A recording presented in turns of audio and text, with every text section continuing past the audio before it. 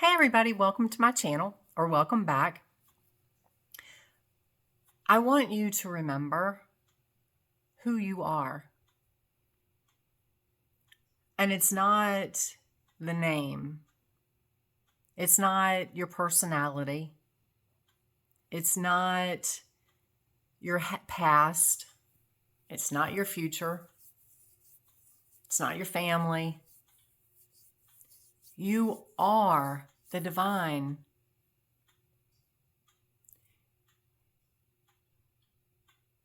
God breathed you into existence because you are God.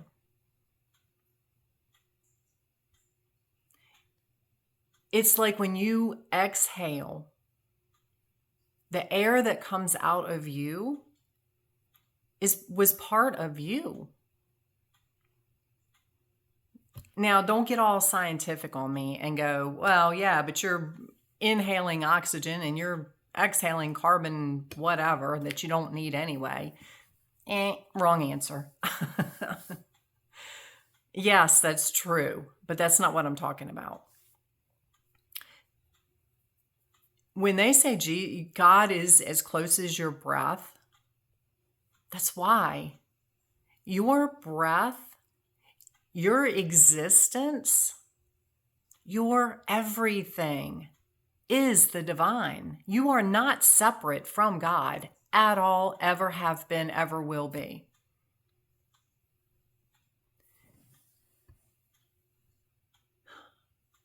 Your breath is in you. Until, yes, you breathe it out. But God is your breath, your energy, your existence, your essence. You are as close, you can't get any closer to God if you tried. Because you are God. That would be like me saying, who are you? And I say, well, I'm Pam. And then I try to get closer to Pam. I try to get closer to Pam. I try to figure out who Pam is. I try to build a relationship with Pam. I already am Pam. It is the same thing. The limiting belief is that God is outside of you. God is somebody else.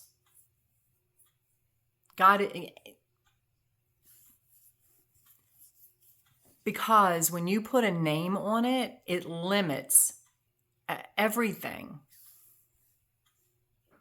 When I put a name on me of Pam, that limits your perspective of me because you see Pam in this body, in this container.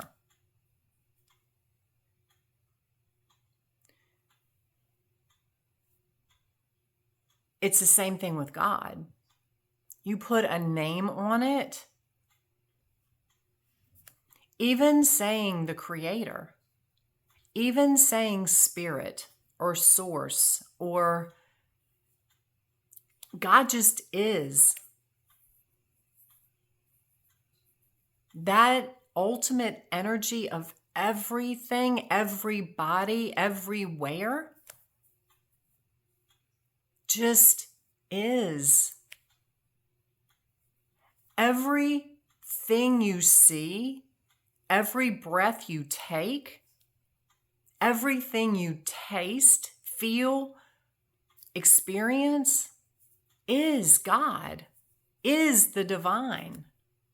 Again, it's hard to wrap your brain around because when you put a name on it, it limits it.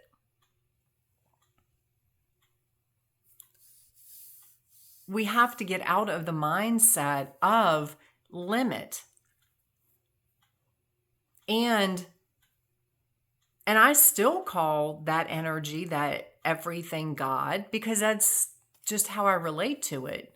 But I've come to realize and know that yes, while putting a name on it limits it, it's how as humans we relate to everything. We use words. We use words to describe everything.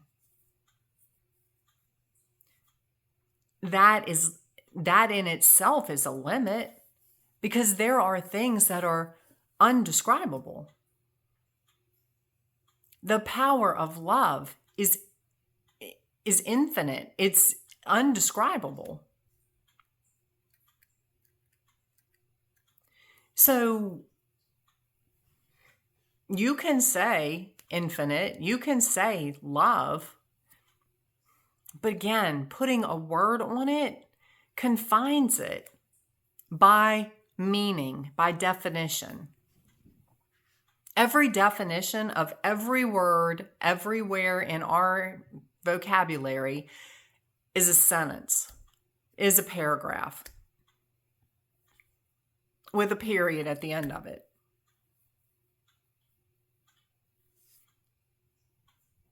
There are no periods with God.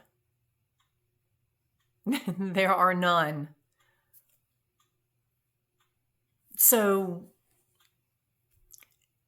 and and I was listening to a thing the other day because yes, we just had the flood in Texas, and my heart goes out to those people that were involved in that.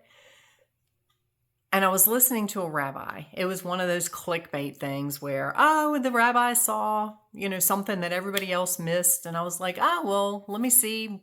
What did he see? And he's going through talking about God. And he says, we are not God and all this kind of stuff and yada, yada, yada. And of course, that's when my brain shut down because I'm like, yeah, okay, whatever. But people, especially the religious people, get hung. We were taught that God is love. Well, no, you were taught that God is what your brain can wrap around. God can't be the bad stuff. God is good. So therefore, anything less than good, anything evil, anything whatever you conceive to be bad, couldn't be God. But in the same breath, they will tell you that God is omnipresent. Now, omnipresent is everywhere. You can't be everywhere and not be everything. It cannot happen. So they will agree that God is everywhere, but they will argue with you and tell you that no, God is not everything. Because God's not Satan, God's not the demons, God's not all this stuff. When in essence, that energy is everything. It's all your perspective. Because you might look at a situation as horrible because of your belief system and what you've been told. And I look at it as it's a blessing. When I was going through my dark night of the soul, if you'd have told me that was God, if you'd have told me that was divine intervention and that was love and all that kind of stuff, because I was in it, because of my limiting viewpoint, and I didn't know any better at that time, I would have said, you're crazy, you're lying, no way. This could not be God. Now that I'm through it and I have grown beyond that point and I have continued to grow and expand my awareness of what that energy really truly is, I see it as a blessing. I see it as divine intervention. And I am thankful for it. People will look at demons and Satan and say they're bad, they're evil. I look at them as they are shining a light on something that you need to heal. And the bigger the demon is, the worse they are to you, is just your ego arguing with the fact that it's something you need to look at. But most of the time, it's not a fun thing to look at and acknowledge within yourself. It's the shadow part of you. It is the ugly side of you that you don't want to own. That's why the demons are so big. That's why they seem so bad. It's nothing more than your ego fighting it. When you embrace it and you thank them for showing you this side of you, this part of you, this trigger, this whatever it is, when you thank them for showing you that and you send them love for that, you're acknowledging that is a behavior in you, that is a belief system in you, that is a something in you that needs to be corrected. It's a mind shift that needs to happen. And then they've done their job. They will go away. So it's not a bad thing. It's a good thing. It's a blessing. They are still God. People that deal with traumas and things like that, it's the same thing. I'm not negating the fact that you had a trauma. We've all had traumas. I'm not saying it wasn't a bad situation. It was less than pleasurable, granted, I'm sure. But it's in the past. It has made you who you are. It is time to look at that trauma, thank it for being in your existence because it made you who you are. It taught you something. You learn from it. And then release it. Let it go. It's not serving you anymore. It is part of the past. Once you do that, you've conquered it. And you can move on. And it's like a weight lifted off of you. So God is everywhere and God is everything, which means you and me and your animals and the trees and everything. When you look at it in the bigger picture and you stop being so focused on what you were taught, the limiting beliefs that you were taught, you see that they're talking out of both sides of their mouth. They say, oh, yeah, God's everywhere. I know. I'm sorry. Yes. God is everywhere. But then they'll tell you that God's not everything. They're not even thinking about what they're saying. They acknowledge the fact that Jesus was the Son of God. They will acknowledge the fact that we are sons and daughters of God. But somehow they put Jesus over us. If we're all sons and daughters, children of God, where does that make us any different? And then they'll say, oh, but it was Immaculate Conception. Okay. So explain to me, if you have a child naturally, and then you have one by artificial insemination, is that not still your child? Does it make that artificially inseminated child any different, any better, or any worse than the one you had naturally? No. They're still your children. You love them the same. That is, again, talking out of both sides of their mouth. They're not even listening to what they're saying. And that is where for the longest time, I was like, but this isn't making sense. And because you think, or you're told God answers prayers, God is God is in heaven. He's listening to everybody. He's doing all these miraculous things all at the same time. And you think, how is that possible?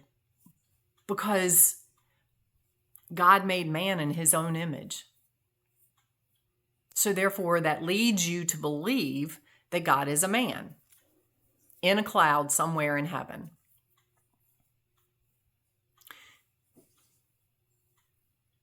And that doesn't compute, that a man in a cloud somewhere in heaven hears and sees everything and can do everything all at once. That never settled with me. When you realize that God is energy, everything is energy, you are energy, that is where God created man in his own image. And he didn't go, think, there you are. You are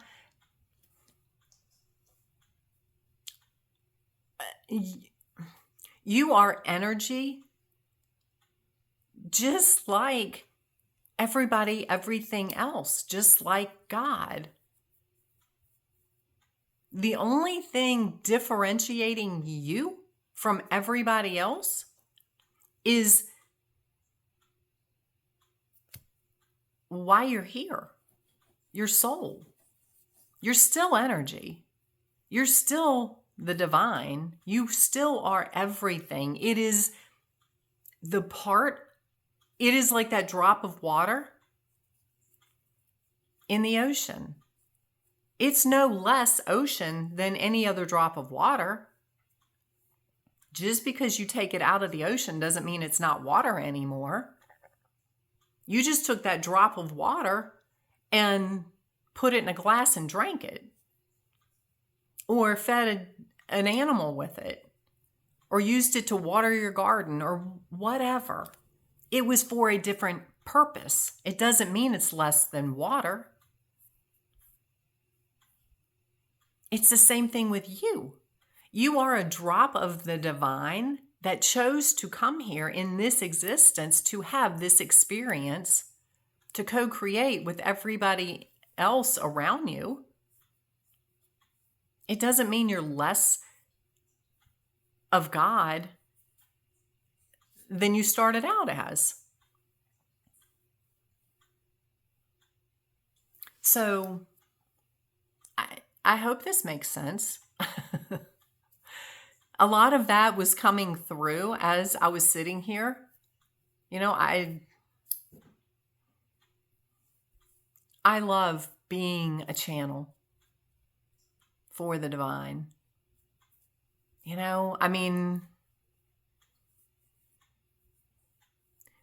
When you open your mind to more is therefore given to you.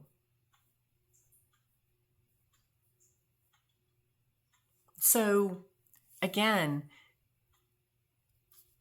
when people say things, the other thing, and my husband and I were having a conversation this morning about the sun and how they tell you that sun creates and gives you skin cancer. No, it does not. All the crap you put on your body to block the sun is what gives you cancer. Your body was meant for sunlight, not to go out and bake in it forever and destroy your skin. But that's natural vitamin D that you need to survive. And I'll tell you another thing. Back when COVID came out, vitamin D was one of the proponents that they found that most people that got COVID were lacking. Their vitamin D levels were low. Then they turn around and tell you to stay inside. Of course they told you to stay inside because they wanted you to get sick. Everything that they told you to do was not what you were supposed to do in the first place. Anyway, you guys, most of you probably already know that. So no, go get sun. Eat the right foods. Fuel your body with what it's supposed to have. The things that God gave us. The fruits and the vegetables. And the nuts and berries and things like that.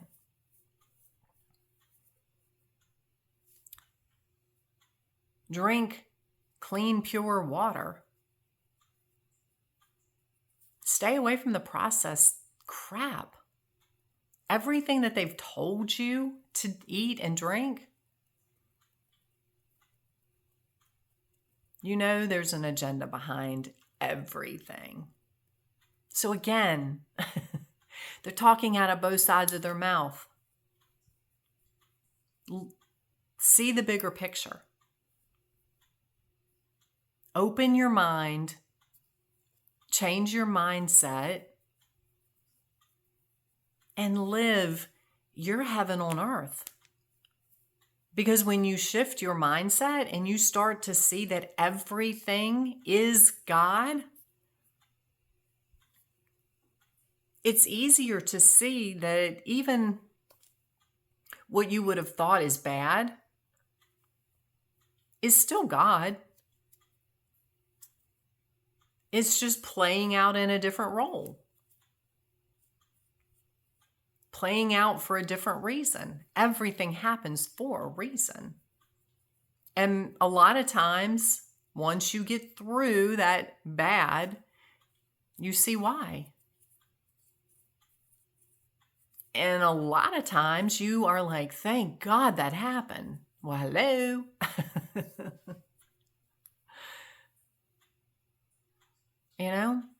You're stuck in traffic and you think, oh my God, why? And you're cussing and you're fussing because you're going to be late, whatever.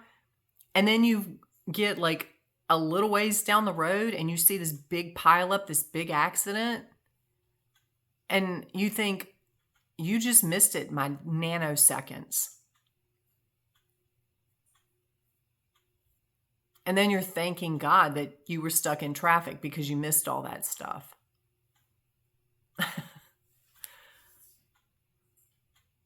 It's crazy how we think. It's crazy what we believe. So anyway, I love you guys. And again, I love being able to channel this information through me and to you. So click the like button, subscribe to my channel, because I never know what is going to come through me. From day to day, the message surprises me just like it surprises you. So click the notification bell so you'll see when I post something. And I think that's it. But just remember, God, whatever you call that ultimate everything, just is. And it is everywhere. And if it's everywhere, that means it's you. You cannot argue that point. Because you can't be everywhere and not be everything. And you are part of everything. You're not separate from everything. So anyway, I hope you have an amazing day. I send you so much love and so much gratitude, and I thank you for being here. Go have an amazing day, and we will talk soon.